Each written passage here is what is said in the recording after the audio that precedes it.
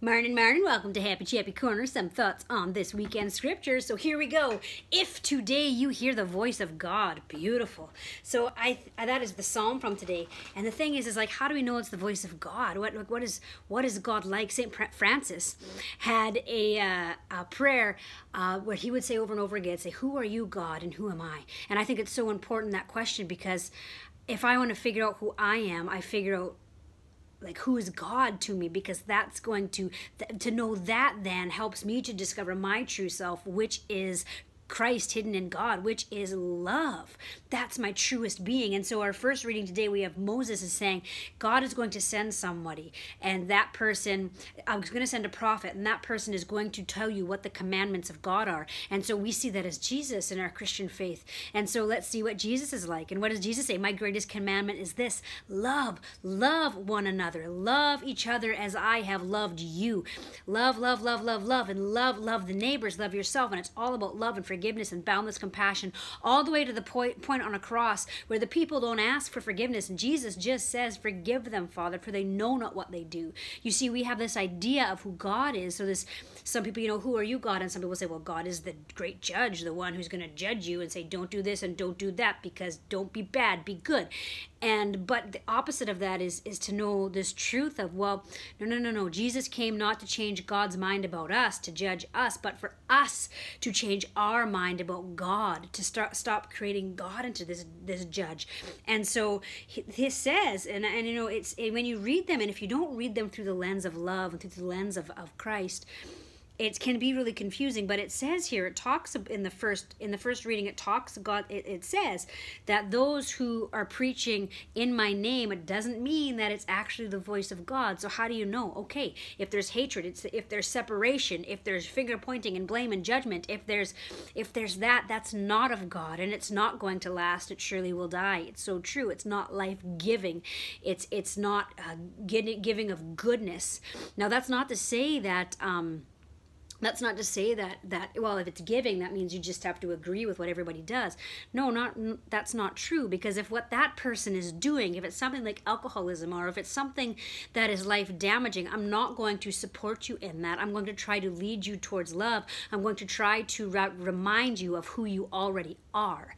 And that brings us to and so the other thing it says is false gods. So that's the same thing. If I'm trying to put my God as money, if I'm trying to put my God as things, that surely will die. That prophet, it's not real.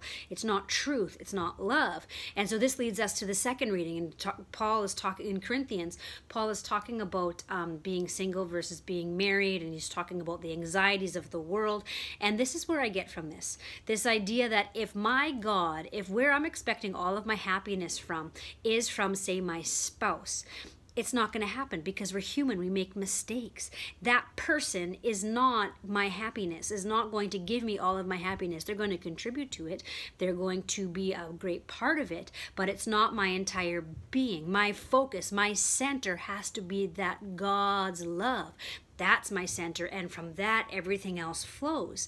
And so married, celibate, whatever it is that you are, it's your way of being, of centering in God's love, that is going to give life, that is going to go towards your goodness.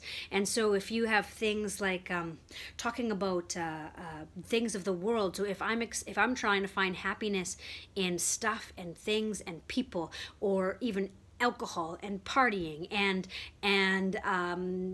looking at the nudie magazines or whatnot, like, it's not going to fulfill you. It's not because God is an angry judge. It's because at the center and the core of your being is beauty and love and goodness, and that's your flow, and that's what's flowing from within you. And so if you are doing things that are going against that flow of love and goodness and beauty, and it's not Puritan as in like, no, I sing like this and I live my life all perfect. Nope. It's about wholeness and goodness and beauty, and the things that keep you tangled up and go for addiction and don't give life to you, to give life to others. Those things aren't a part of that flow. They're going against that flow. So it separates you from your innermost being. And the last reading is Jesus exorcises the demons. And it all comes into this to play with this. So Jesus, the demons recognize Jesus and say, what do you want with me, Jesus of Nazareth? Are you here to destroy me? Okay, let's look at this. What is it that gets this demon out of this person? Well, it's Jesus.